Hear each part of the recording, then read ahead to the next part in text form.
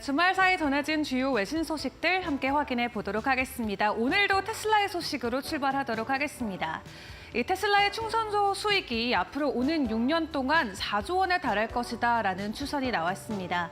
지난주 금요일에 GM도 테슬라의 충전기를 사용해서 충전을 지원한다라는 소식이 전해지면서 테슬라뿐만 아니라 GM의 주가도 장중에 변동성을 보여줬는데요. 미국의 완성차 업체들이 잇따라서 테슬라의 충전소를 선택하면서 테슬라의 매출은 향후 굉장히 폭발적으로 늘어날 것이다라는 예측이 나오고 있습니다. 올해부터 2030년까지는 30억 달러, 그리고 오는 32년까지는 54억 달러의 매출이 추정되고 있다라고 하는데요. 여기에 추가적으로 다른 자동차 브랜드들도 테슬라의 충전소를 선택할 가능성이 남아있기 때문에 추가적인 매출에 대한 기대감까지도 나오고 있는 상황입니다. 이 테슬라 이익 성장의 상당한 부분이 굉장히 긍정적으로 전망이 되고 있는 가운데 지난 장에서도 테슬라는 상승 마감하며 11거래일 연속으로 상승 마쳤고요. 지난 한 주 동안만 12% 오르는 저력을 보여주기도 했습니다. 이어서 다음 소식 확인해 보도록 하겠습니다. 넷플릭스의 신규 가입자 수가 급증하고 있다라는 소식이 전해졌습니다. 이 앞서서 넷플릭스는 지난 23일 이 계정 공유를 금지하는 법안을 통과를 시켰는데요. 그로 인해서 4일 동안 신규 가입자 수가 역대 최고치를 찍었다라고 합니다.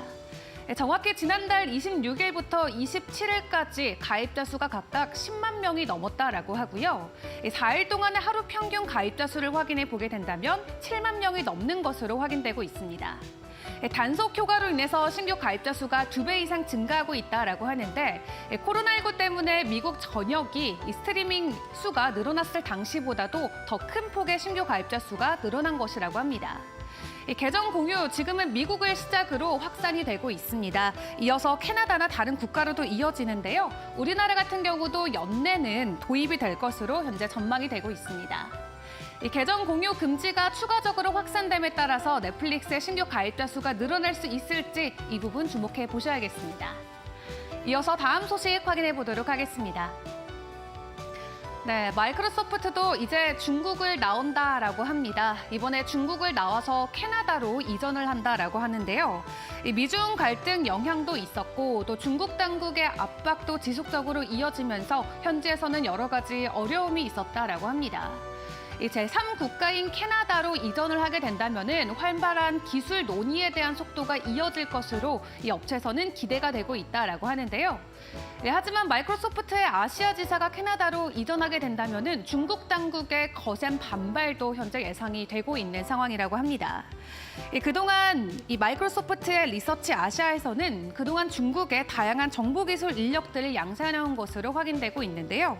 이번 중국 이전 소식으로 미중 갈등이 심화될지 분위기는 지켜보셔야겠습니다. 이어서 마지막으로 암호화폐 소식 확인해 보도록 하겠습니다. 지난주부터 현재까지 지속적으로 외신들은 이 암호화폐와 관련된 소식들을 전해오고 있습니다. 특히 지난주 토요일은 검은 토요일이다라고 불리면서 암호화폐 전체 시총이 57조 원이 증발하는 모습도 보여줬는데요.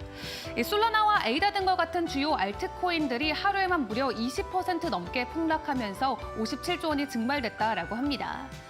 바이낸스는 이제 미국 달러로는 코인을 살 수 없는 규제안을 만든다라고 합니다. 오는 14일부터는 본격적으로 달러 인출 채널을 정지시킨다라고 하니까 바이낸스를 사용해 계시는 투자자분들께서는 이 점 유의하셔야 될 것 같고요. 이 SEC가 지속적으로 좌우창펑 시효와 관련돼서 여러 가지 규제안들을 마련하고 있습니다. 특히 투자자 자금 사치와 자금 혼합 혐의를 현재 좌우창펑에게 들이밀고 있는 만큼 추가적으로 은행 거래 조사에 대한 부분들이 핵심 포인트로 떠오를 것이다라고 업계에서는 추측하고 있는데요. SEC가 지속적으로 암호화폐 시장을 향해 굉장히 날카로운 규제 칼날을 꺼내들고 있는데 지난주에는 19개 코인을 증권으로 분류하기도 했습니다. 그로 인해서 로빈후드에서는 증권성이 부여된 코인들을 모두 상장 폐지하겠다라는 소식이 전해지면서 코인들의 가격 급락이 이어지기도 했습니다. 이러한 암호화폐 분위기 이번 한 주는 어떻게 흘러갈지 지켜보셔야겠습니다. 지금까지 글로벌 뷰 이은주였습니다.